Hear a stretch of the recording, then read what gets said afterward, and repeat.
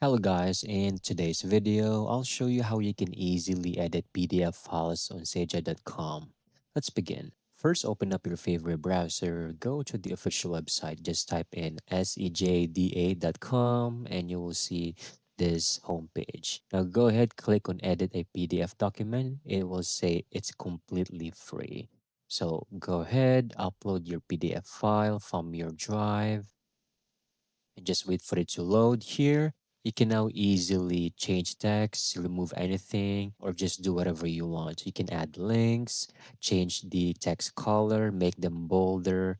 You can add forms if you want, add images, and even add your signatures. Once done, make sure to click on Apply Changes, and you can now go ahead, click on the download option. You will even have a preview. So I'm going to download this on my drive, save, and there you go. You have now successfully edited your files on Sejda.com. Thank you so much for watching. I hope you found this video very helpful.